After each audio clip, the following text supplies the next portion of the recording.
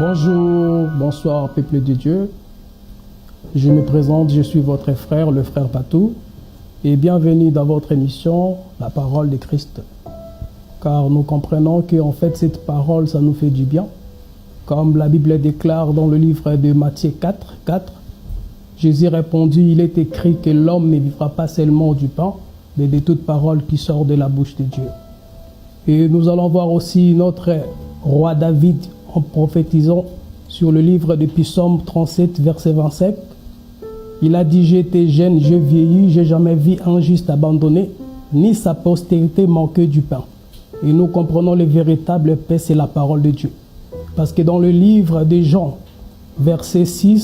Jean 6, verset 51, Jésus nous dit, je suis le pain qui descend du ciel. Celui qui va manger ce pain vivra éternellement. Et cette parole, ça garantit notre éternité. C'est pour cela que nous ne sommes pas là pour donner des slogans, pour transmettre une vie. Parce que la parole s'est fait chair. Cette parole, c'est notre Seigneur Jésus-Christ de Nazareth. Je suis dans la joie de recevoir mon bien-aimé, le frère Gauthier. Nous sommes à Paris. Il va nous parler. Et notre sujet d'aujourd'hui, mon peuple ne sera plus jamais dans la confusion. Et je vous présente mon invité. Il va prendre la parole. Merci frère Patou. Merci pour cette occasion que Dieu nous a permis d'être ensemble et je suis dans la joie parce que nous venons de passer 3 jours inoubliables, si je peux le numérer comme ça, je peux dire ça. Franchement, vous savez, dans la Bible, nous avons remarqué une chose. Partout où les gens ont parlé de la part de Dieu, il y a toujours juste une question qui suit après. Jamais nous n'avons vu un homme parler comme ça. Ça, c'est le vrai évangile. Mais par contre, si vous allez quelque part et qu'on vous a parlé de la part de Dieu, si personne n'a dit jamais nous n'avons vu un homme parler comme ça veut dire que cet évangile-là n'a pas touché le cœur des hommes. Voilà pourquoi nous avons vu les gens comme Pierre, les gens comme Paul. Quand ils ont parlé de la part de Dieu, les gens ont été émis. Les gens ont eu toujours cette envie de réécouter la parole. Ça veut dire que cette parole-là a produit quelque chose dans leur vie. Et je bénis l'Éternel parce que nous venons de passer 3 jours et nous avons dit aussi, jamais un homme n'a parlé comme ça là. Je ne parle pas de l'homme qui nous a prêché, mais je parle du message que Dieu a mis en lui pour nous transmettre. Voilà, c'est ça que je parle. Donc, merci pour l'invitation sur ton émission. Et puis, je suis là. Je vais répondre à toutes les questions. D'accord, ça va. En fait, notre thème, c'est « Mon peuple ne sera jamais plus dans la confusion ». Et nous voulons savoir parce que nous avons beaucoup de questions aussi, parce que c'est un thème que vous avez proposé à parler, à partager avec le peuple de Dieu, en fait. Quand vous dites que « Mon peuple ne serait plus jamais dans la confusion », qu'est-ce que vous sous-entendez, en fait, par là? Voilà, la Bible nous dit dans le livre de Joël chapitre 2 à partir du verset 25 à 26. La Bible dit que, nous allons lire quand même, Joël, je suis dans le livre de Joël, voilà, je suis dans le livre de Joël, chapitre 2. Je commence à partir du verset 25 jusqu'à verset 26. La Bible dit, je vous remplacerai les années qu'ont dévoré la sauterelle, le Gélec, les Azim, les Gazam, ma grande armée, et ma grande armée j'avais envoyé contre vous. Vous mangerez et vous biverez, vous rassasierez et vous célébrerez le nom de l'Éternel, votre Dieu, qui aura fait pour vous des prodiges, et mon peuple ne sera plus jamais dans la confusion. En fait, nous avons tiré ce thème dans le livre de Joël, comme je viens de le lire. Pourquoi nous disons que mon peuple ne sera plus jamais dans la confusion? Pourquoi? Parce que nous voyons dans la Bible, il y a des insectes que Dieu a envoyés. Dieu même appelle ces insectes ma grande armée.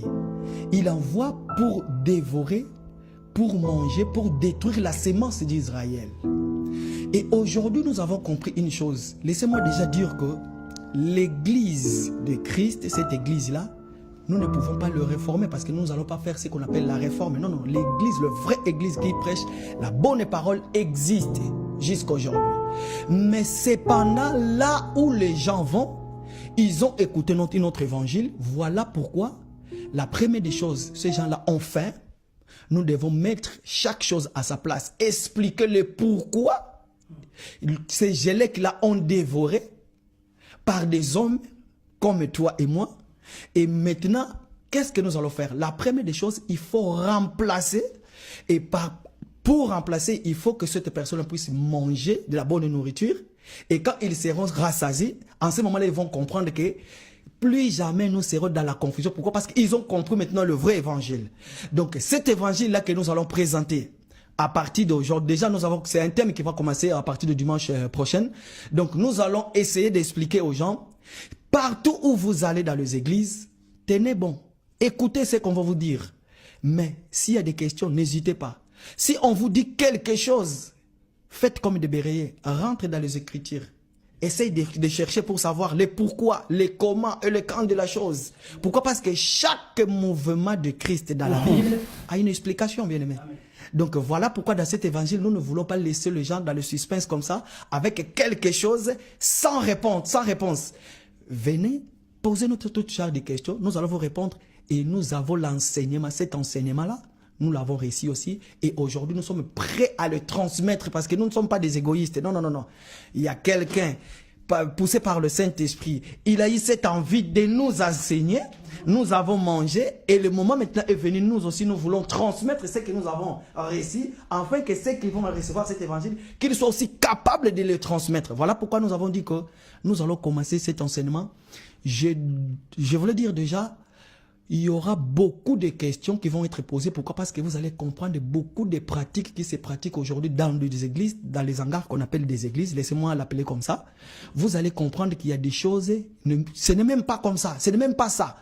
Mais tellement que nous sommes prêts à démontrer aux gens que ce n'est pas ça. Voilà pourquoi nous avons dit que nous voulons maintenant remplacer. Pourquoi? Parce que les enfants de Dieu cherchent l'endroit où aller, mais ils n'en trouvent pas. Et le moment est venu, nous allons parler. Nous allons plus nous taire. Pourquoi? Parce que nous avons passé beaucoup de temps sans parler. Nous attendons le moment de Dieu, mais nous avons compris maintenant le moment est arrivé. Il faut parler. Il faut parler, il faut parler et il faut parler. Voilà. Amen, amen, amen, amen. Je vais encore rebondir encore. Ce que mon frère a dit, en fait, ici, nous veillons sur les Écritures, le pourquoi, le comment, le quand de chaque chose dans la parole de Dieu. Car nous comprenons en fait que la parole de Dieu, ce n'est rien qu'un songe du roi. Amen. Et ce songe-là, ça doit être interprété. Il faut les gens qui ont le mandat pour interpréter les songes du roi. Quand vous interprétez mal les songes du roi, c'est la mort qui est donnée. Donc là où il n'y a pas les explications des Écritures, c'est la mort qui est donnée en fait. Donc au jour d'aujourd'hui, nous voyons beaucoup de choses qui se passent dans l'Assemblée de Dieu, dans le corps de Christ en fait. Par rapport, par exemple, nous allons parler sur la dîme. Et nous allons aussi parler sur la manière dont les gens ou les hommes de Dieu, ils ont en train de consacrer en fait les enfants de Dieu avec certaines pratiques en fait. Nous voulons avoir un peu beaucoup plus des éclaircissements en fait sur ça. Si je peux dire ainsi, ce sujet de la dîme a fait couler beaucoup de salive et beaucoup d'encre. Pourquoi? Parce que je peux dire, il y a eu un moment que le peuple était en captif. Ils ont été dépouillés, soi-disant par des gens qui se nomment des pasteurs, des évangélistes, des prophètes. Mais cependant, vous allez comprendre, ces gens, ils ne sont même pas capables d'expliquer la dîme.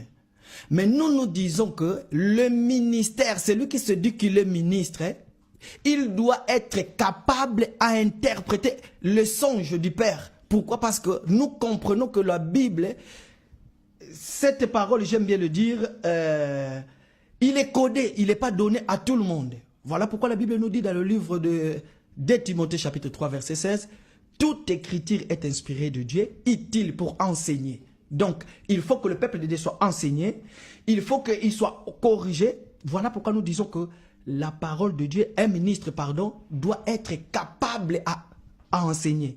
Cela n'est pas donné à tout le monde.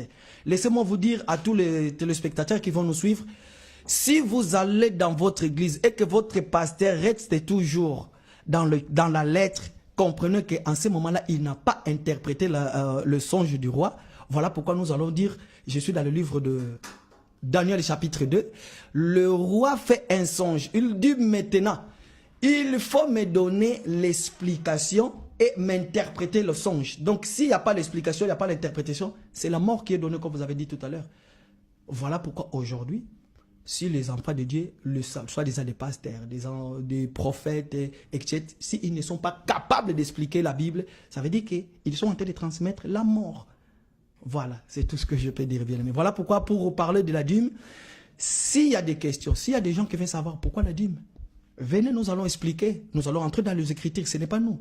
Mais c'est que la Bible dit. Nous sommes faibles devant toutes les écritures qui sortent de la Bible. En ce moment-là, si nous sommes dans l'erreur, nous allons dire, ah, nous étions dans l'erreur. Nous avons dit que la dîme comme ça, comme ça. Et puis, si vous êtes dans l'erreur, ayez quand même cette bonne foi de reconnaître. Je dis bien pas pour vous, mon bien-aimé, mais je dis pour tous les spectateurs et tous ces gens-là qui se disent des pasteurs, ayez quand même cet esprit-là de l'humilité, acceptez que non, j'étais dans l'erreur. Il y a eu un moment, j'ai mis le peuple de Dieu dans l'erreur et maintenant je connais c'est quoi la dîme en fait. C'est par là que nous allons comprendre de Genèse à l'Apocalypse, il s'agit de Christ, il s'agit de lui. Ceux qui ont été autrefois ombre, le corps maintenant est en Christ. Donc nous devons être capables à expliquer cela. Ne restez pas sur les Écritures, ne restez pas comme ça, posez des questions à vos pasteurs et en ce moment-là, il faut qu'ils soient capables de donner des explications. Et en fait, je veux aussi savoir qui peut être un serviteur de Dieu. Alors, Qui peut être aussi un enfant de Dieu. Un enfant de Dieu, c'est qui? Un serviteur de Dieu, c'est qui? Est-ce qu'il y a une différence en fait? voilà, je vais répondre. Par contre, un enfant de Dieu peut aussi être un serviteur de Dieu. Vous allez voir dans la Bible, vous allez comprendre là-bas, il y a un moment, Jésus, il dit à ses disciples, ils étaient des disciples, mais un moment, il les appelle de mes amis. Ça, c'est juste une parenthèse que j'ouvre. Mais comprenez une chose. Un enfant de Dieu, vous êtes enfant de la maison. Et après, vous pouvez être aussi serviteur. Donc, il y a deux choses différentes entre serviteur et un enfant. Mais un enfant peut aussi être serviteur dans la maison. Voilà. C'est ça la différence, je peux dire. D'accord. Et en fait, parce que nous avons remarqué qu'en fait, il y a trop de prophètes au jour d'aujourd'hui. Qu'est-ce que vous pensez par ça? Alors, trop de prophètes. Par là, je peux dire, nous avons compris il y a quelques années en arrière, je vais parler de notre pays, la République démocratique du Congo, d'où je suis venu. Vous allez remarquer une chose, il y avait de ce qu'on appelait les mbikoudi, des gens dans la rue de Kinshasa, par-ci, par-là, qui, soi-disant, qui prédisaient l'avenir des gens. Hein. Ils prennent ta main et ils commencent à te parler. Et lorsqu'il y a eu cette vente de l'évangile, qu'est-ce qu'ils ont fait? Tellement que les gens sont allés maintenant dans les églises. Alors, il n'y avait plus ce genre de système-là. Les gens ont fui les mbikoudi. Et qu'est-ce que les mbikoudi ont fait? Aujourd'hui, ce sont tous ces mbikoudi-là ne choisissent que ce sont des prophètes. Pourquoi? Parce que pour eux, un prophète, c'est celui qui prophétise, c'est celui qui peut te prédire l'avenir, c'est celui qui te dit des choses.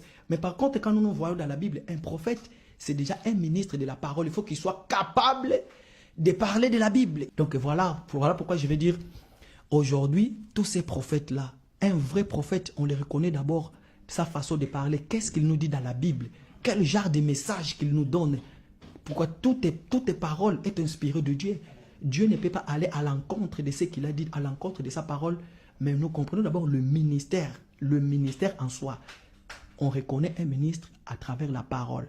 Lorsqu'il interprète très bien la parole et il explique les 4 volets de la parole, dont nous les cite dans le livre de 1 Corinthiens chapitre 14, par la révélation, par la doctrine, révélation, connaissance et puis prophétie. C'est en ces moments-là que nous allons comprendre qu'il a vraiment réussi le mandat, il est vraiment prêt de parler de la part de Dieu. Mais s'il n'y a pas en toi, nous allons comprendre que tu es quelqu'un qui est en train de tâtonner, ou soit le moment n'est pas encore venu pour toi, ou soit tu ne connais pas. Rentre dans l'église, assis-toi, nous allons encore t'enseigner. Voilà, c'est ça le problème.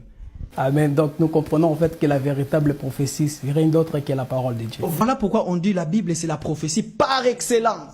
C'est ça. Voilà. Et en fait, qu'est-ce que vous pensez par rapport au miracle? Parce que dernièrement, nous avons vu un homme de Dieu, bon, pour ne pas citer les noms, il a ressuscité une personne en fait. Qu'est-ce que vous pensez de ça? Étant qu'un ministre de Dieu. Mon bien-aimé dans le Seigneur, laissez-moi vous dire, moi je vais citer les noms. Pourquoi je vais citer les noms? Pourquoi? Parce que j'aime mes bien-aimés qui sont dans pour ne pas créer de polémique en fait. C'est pour ça que je n'aimerais pas citer le nom en fait. Donc voilà. Voilà. Par le demande du journaliste, je vais le faire quand même. Mais sinon, mes propos n'engagent que moi. Mes propos n'engagent que moi, ça ne vous engage pas. Pourquoi? Parce que moi, je sais aujourd'hui, j'ai mes bien-aimés qui ne sont pas encore de la maison, qui sont aussi en Afrique du Sud. Si je ne cite pas les noms, un jour, s'ils se retrouvent devant cette messieurs, qu'est-ce qui va arriver? Alors j'aurai une responsabilité devant Dieu. Aujourd'hui, je suis à Paris. Mais par cette émission, il y a des gens aussi qui peuvent l'écouter. et ils seront avertis. Voilà pourquoi permettez-moi de dire, vous savez, c'est quoi le miracle d'abord? Le vrai miracle est lorsque le cœur tourne vers Dieu. C'est ça le miracle. Aujourd'hui, vous pouvez être malade. Aujourd'hui, vous pouvez avoir des problèmes. On peut prier pour vous. Mais ne dites-vous pas si c'était le mal dans la tête. Peut-être demain, ça sera l'hémorroïde ou quoi que d'autre. Donc nous disons que tu as été guéri de cette maladie et cette maladie est venue. Pourquoi? Parce que nous sommes des hommes. Tu vois, nous sommes des humains. Ici sur terre, nous aurons toujours maux de la tête, caries dentaires, etc. Toutes sortes de maladies. Mais le vrai miracle, c'est lorsque quelqu'un abandonne son maître qui lui dirigeait et que maintenant, il a maintenant Jésus. Comme nous a enseigné aujourd'hui, il est devenu orphelin du péché. Et maintenant, il y a le Père qui dirige, il y a Dieu qui dirige sa vie. Ça, c'est le prix grand du miracle. Pourquoi? Parce que cette personne-là ne tombe plus dans le péché. Pourquoi? Parce que il est devenu une nouvelle créature. La Bible même dit, c'est lui qui est en Christ, il est devenu une nouvelle créature. Les choses anciennes sont passées. Qu'est-ce qui est passé? Tu étais dans l'impudicité, tu ne fais plus l'impudicité. Maintenant, ta vie, même tu dis que si je vis, ce n'est plus moi qui vis, mais c'est Christ qui vit en moi. Pourquoi? Parce que le Christ qui vit en toi, il t'empêche même de te comporter comme un païen. Tout ce que tu fais, partout où tu sois, tu vas te comporter comme un enfant de Dieu, même dans ta maison. Voilà pourquoi dans cet évangile, je le dis toujours que le vrai témoignage sort de chez toi à la maison, là où tu habites. Pourquoi? Parce que ta femme, c'est elle qui te fréquente tout le temps. Ta femme peut être en colère en ce moment-là, mais si elle parle colère, il peut y arriver qu'elle sort quelque chose de la vérité. Je peux même dire tes enfants à toi. Si j'ai une habitude que je pratique souvent, mes enfants seront au courant de cela parce que ce sont des enfants de la maison. Voilà pourquoi nous disons que le vrai témoignage est un enfant de Dieu. Dans ton travail, les gens que tu travailles avec eux, ce sont eux qui vont te témoigner. Ta maison, après c'est l'église. Parce qu'à l'église, on peut jouer de l'apparence. Voilà pourquoi on dit les apparences sont trompeuses. On peut jouer de la piété. Mais à la maison, les gens que tu côtoies, voilà pourquoi nous disons que nous les chrétiens, nous avons une vie. Et cette vie-là, c'est une vie, je peux l'appeler une vie d'adoration. Parce que même dans le silence, notre façon de faire, notre façon de voir, donne la gloire à Dieu. Donc voilà pourquoi un enfant de Dieu, un vrai serviteur de Dieu, il n'est pas, quand il prêche la parole, c'est là où on dit que c'est un serviteur de Dieu. Non, un enfant de Dieu, cela ne veut pas dire quand il est à genoux en train de prier. Non, non, non, c'est pas ça. Mais une vie, la vie chrétienne, c'est toute une vie, c'est tout un état d'une personne. Voilà, c'est ce que je peux répondre. Amen. Que le Seigneur vous bénisse abondamment. En fait, il y a encore une histoire, et ça fait de cela maintenant 2 mois. Il y avait un pasteur qui était ensorcelé. Du moins, est-ce qu'un pasteur peut recevoir une semence de l'ennemi? Mon bien-aimé, excusez-moi parce que tu sais, je n'ai pas répondu à ta question. Après, je vais y parler si un pasteur peut être ensorcelé. Mais je veux dire, vous savez, le miracle qu'il y a eu en Afrique du Sud, vous savez, le miracle attire les gens vers Dieu. Quand tu vois le miracle sépare les gens, ça veut dire qu'il y a un ça ne va pas. Pourquoi? Parce que le vrai miracle, ça poussera les gens d'aller auprès de Dieu. Mais si nous rentrons dans ce miracle-là, le miracle de la résurrection dont vous êtes en train de parler, vous allez remarquer dans la vie quotidienne, il y a des choses qui ont échappé. Il y a même des maisons funéraires qui ont témoigné. Ils ont dit que cette ambulance-là nous appartient, mais nous n'avons jamais enregistré le nom du monsieur Elliot, parce que soi-disant le monsieur qui a été ressuscité, qui était habillé en blanc, il s'appelle Elliot. Vous allez remarquer que les gens, même les gens du quartier qui connaissent le monsieur, ils ont contesté. Donc c'est par là nous allons dire que ce n'est pas un vrai miracle. Pourquoi? Parce que ça a été monté de toutes pièces. Alors maintenant, c'était quoi la question? Vous avez dit, excusez-moi si vous pouvez me rappeler. Voilà. Un serviteur de Dieu, c'est là où il y a le problème. Laissez-moi déjà vous dire que tout un enfant de Dieu ne peut pas être envoûté. Tout un enfant de Dieu ne peut pas être ensorcelé. Pourquoi? L'esprit du Père que nous avons reçu ne peut jamais cohabiter avec le mal. Soit vous êtes un enfant du diable et c'est le diable qui contrôle votre vie, ou soit c'est Dieu qui contrôle notre vie. Voilà pourquoi nous disons que le Saint-Esprit sur nous et en nous et dans nous. Voilà, tout à l'heure j'ai dit, si je vis, ce n'est plus moi qui vis, mais c'est Christ qui vit en moi. Pourquoi? Parce que c'est lui qui dirige ma vie maintenant. Crois-tu que le Saint-Esprit peut venir habiter dans ma vie et que je sois encore envoûté dans ma famille au pays? Jamais. Mais par contre, les combats peuvent arriver.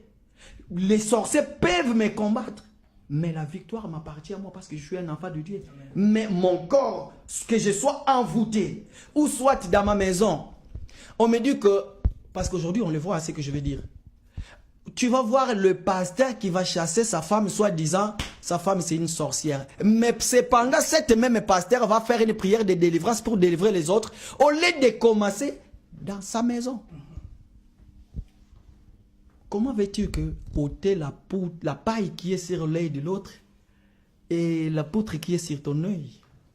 Là, je suis dans la doctrine. Le moment viendra, nous allons ouvrir ça. Mais c'était juste pour montrer que un pasteur envoûté, il n'y en a pas. En fait, mon frère, si je n'ai pas voulu que vous citez les noms du pasteur qui a fait le miracle, parce que nous comprenons en fait que nous détruisons un enseignement par un autre enseignement. Comme le diable, il a dit à notre Seigneur qu'il est écrit et Jésus lui a répondu, il est aussi écrit. Donc voilà. Donc c'est pour cela que j'ai voulu un peu éviter en fait parler de ces noms-là en fait. Bon, en fait, je voulais savoir, est-ce qu'un chrétien peut se marier avec une des femmes? Est-ce que la polygamie est biblique et chrétien? C'est quoi pour vous la polygamie? Voilà. En ce moment, nous allons beaucoup voir des choses. Mais nous avons compris une chose. Un chrétien qui a deux femmes. Tu es chrétien, tout en étant chrétien, priant dans une église, et que tu as deux femmes, tu n'es pas chrétien. Mais par c'est biblique. Comment? Pourtant, c'est biblique, en fait, la polygamie. Alors, si je parle de la polygamie ainsi, nous n'acceptons jamais un chrétien, un enfant né de nouveau, qu'il puisse avoir des femmes. Ça n'existe pas. Tu n'es pas un chrétien. Avec deux femmes chez toi à la maison. C'est quoi cette histoire? Montre-nous dans la Bible. Isaac? Mais non, c'était l'ombre. Là, nous allons entrer dans un toucher notre enseignement. Nous allons même, je me souviens hier, parler avec un bien-aimé qui nous a dit qu'il doit parler de l'église, le corps du Christ. Il a dit que l'église en soi, donc moi je peux être le doigt, l'autre il peut être le jambe, le pied, les yeux. Donc ça veut dire que Christ il est polygame, il a beaucoup de femmes. Mais laissez-moi vous dire, église que vous voyez là, devant Dieu, ça répond. Nous pouvons être beaucoup de chrétiens, par-ci, par-là, de gauche à droite. Nous formons tous l'église et corps du Christ. Mais quand l'église crie, il n'y a pas 1000 voix dans son trône. Il n'y a qu'une seule voix dans son trône, c'est la voix de l'épouse qui pleure. Donc nous pouvons être pleins de chrétiens, que ce soit en Côte d'Ivoire, partout dans le monde. Mais devant le trône, il n'y a qu'une seule voix qui crie, la voix de l'épouse. La voix de l'épouse. Donc c'est l'épouse, c'est l'église qui crie. Mais s'il arrivait qu'il y a beaucoup de voix devant la trône, là, ça devient un problème. Donc c'est par là nous allons comprendre que un homme ne peut pas avoir des femmes. Mais cependant, dans nos assemblées, s'il arrive que nous quelqu'un... Mais pourtant, notre Seigneur a des femmes. Il y a des peuples. Il y a les femmes du matin, les femmes du soir. Merci d'avoir touché cet élément. Écoutez... bon là je suis dans la prophétie aussi. Je l'avais parlé le dimanche passé quand j'étais en train d'expliquer mon intervention du dimanche passé, quand j'étais en train de parler sur l'Esther. Il y a ce peuple là qui a été destiné, ils ont été appelés et il y a un moment, Dieu même a endurci leur cœur. Ils sont dans le garement, mais le moment viendra où il va jeter le regard vers eux. Et ce peuple-là, quand il viendra, il ne sera plus le peuple, il n'y aura plus deux peuples, mais il n'y aura qu'un seul peuple. Mais aujourd'hui, ils sont encore dans le garement. Pourquoi? Parce que le Dieu a voulu, le moment viendra. Donc devant Dieu, il y a le peuple du dedans et le peuple de l'extérieur, mais le moment viendra, tous ces peuples-là seront ensemble. Et tous ensemble, nous allons... glorifier notre Dieu ensemble. Voilà. Parlons-nous un peu sur l'ensemble des élus de Paris. Voilà. En fait, l'ensemble des élus de Paris. Vous savez, je vais dire une chose. Il était une fois, nous tous nous étions quelque part. Pourquoi? Parce que nous avons dit que là où nous étions écoutant la parole, nous avons compris que nous étions dans la vérité. Mais par contre, nous n'étions pas dans la vérité. Pourquoi? Parce que le pratique, la parole, la vraie parole. Mais il a pris à Dieu il nous a fait grâce. J'ai connu un homme de Dieu que je ne vais pas glorifier cet homme de Dieu, mais je bénis quand même le Seigneur à cause de lui. Si je suis aujourd'hui, peut-être je dirais capable d'interpréter la Bible. Toute question dans la Bible, je peux répondre. C'est grâce à lui. C'est un homme de Dieu qui est humble. Dieu l'a mis dans notre chemin ici à Paris. Il est venu, il a quitté Bruxelles, il est venu pour la première fois, il nous a parlé. Et nous avons compris que tout ce qu'il disait, c'était vrai. Là, vous parlez de mon encadreur. J'allais citer, je citerai son nom à la fin. Pourquoi? Parce que je disais tout à l'heure, partout où les disciples ont parlé de Jésus, les gens toujours ont dit, nous n'avons vu jamais quelqu'un parler de la sorte. Et nous aussi, lorsque nous avons eu cette grâce d'écouter Dr Roger Bouleli, que je vais citer son nom, nous avons dit, non, non, non, non, non, non, non, jamais un homme n'a parlé comme ça. Voici l'évangile. Mais cet évangile qu'il nous a pas, il nous a pas dit qu'il est notre père spirituel ou il est notre visionnaire ou comme on le fait, il faut qu'on puisse lui essuyer ses chaussures ou bien faire je ne sais pas quoi. Non, non, non, non, non. Il est notre frère. Mais pendant quand il prend la parole, quand c'est lui qui parle, en ce moment-là, il est entré dans son champ ministère. C'est lui qui parle en fait. Donc, Dieu nous a fait grâce de rencontrer Dr Roger Bouleli. Il avait compris que cette parole, pour lui aussi, c'était la recommandation du Seigneur, qu'il ne fallait pas qu'il garde cette parole pour lui-même. Parce qu'il était déjà sur Paris. Après, il a dit non, mais le moment est venu maintenant, je vais aller partout parler de Dieu.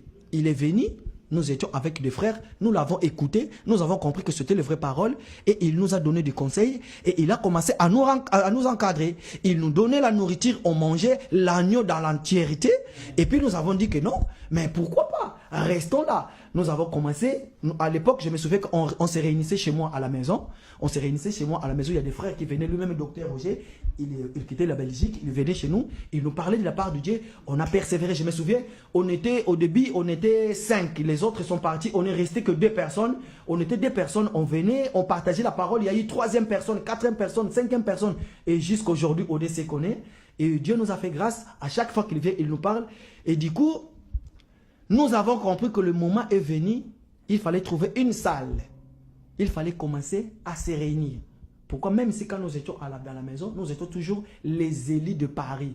Pourquoi les élus de Paris? Pourquoi? Parce que nous avons vu dans la Bible, il n'y a nulle part dans la Bible où vous allez voir, on nous cite l'église, les lions de la tribu de Juda, la main de l'Éternel, les sangs de Jésus. Non, non. Justement, est-ce qu'une église peut, ou une assemblée peut porter un nom? Voilà, c'est là où nous disons que personne ne peut nommer l'épouse de Christ. Personne ne peut lui donner un nom. Il n'y a que Christ lui-même. Voilà pourquoi nous disons que nous allons porter le nom de Dieu. Pourquoi? Parce que la Bible même dit, la nature elle-même ne vous enseigne pas. Qu'est-ce qui arrive? Vous allez voir, lors du mariage terrestre, dans la mairie ou dans les communes, votre femme portera votre nom. Mais par contre, il ne portera pas le nom de votre pasteur.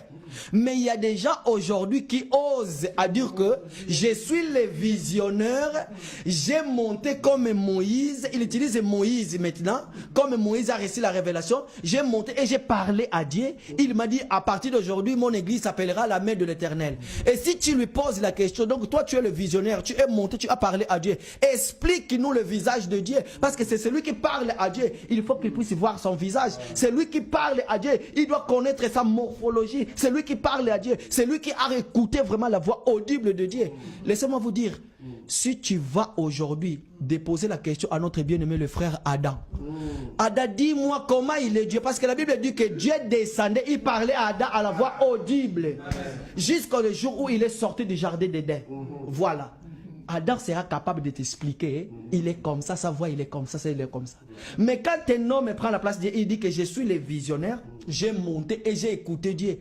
Quand tu vas descendre maintenant, nous allons te dire, toi tu as rencontré Dieu, mais le problème c'est quoi? Quand je te regarde, je ne jette pas le voile sur moi. Normalement je devais avoir peur de te fixer. Pourquoi? Parce que tu es devenu une autre personne. Mais tu vas voir maintenant, c'est lui qui se dit, il est visionnaire. Il se trompe. Il peut faire un truc. Laissez-moi ouvrir une parenthèse. C'est quelque chose que moi-même je connais, je l'ai vécu à mes propres yeux. Tu vas voir un serviteur de Dieu qui va dire, Je suis convaincu maintenant que le moment est venu que je dois consacrer les diacres. Je suis convaincu que Dieu m'a parlé, le moment est venu. Mais quelque temps après, il dit, à partir d'aujourd'hui, vous n'êtes plus de diacre. Mais le jour de la consécration, il vous dit que je suis convaincu. Dieu m'a parlé. Le mariage terrestre, tu vas voir un homme qui va dire, ma chère, lorsqu'ils vont faire les échanges de vie, vraiment Dieu même m'avait révélé, tu es vraiment ma femme. Mais le jour où il faut se mettre en dispute, c'est là où il va régner sa femme. Il va dire, on va se poser maintenant la question, est-ce que tu as vraiment écouté Dieu? Mais par contre, la Bible nous dit, lorsque le Saint-Esprit viendra, il prendra ce qui est à moi et il vous l'annoncera. Donc cela veut dire que le Saint-Esprit ne peut pas nous parler de lui. Le Saint-Esprit nous parle que... Voilà. Le jour où le Saint-Esprit nous parlerait de lui-même, il ne sera plus le Saint-Esprit. Donc, en tout cas, merci beaucoup, vraiment. On était très bénis de vous suivre et donc de répondre sur notre question. Parce que nous comprenons qu'en fait, la femme samaritaine, elle adorait aussi Dieu. Mais Jésus lui a dit, vous adorez ce que vous ne connaissez pas. Donc voilà, il y a beaucoup de gens qui partent à l'église, mais ce sont des tombeaux blanchis parce qu'il n'y a pas les explications des Écritures. Vraiment. On a été bénis, que le Seigneur vous bénisse vraiment. Si vous avez des questions, essayez de poser par des commentaires. On ne manquera pas à vous répondre. Que le Seigneur vous bénisse. Amen.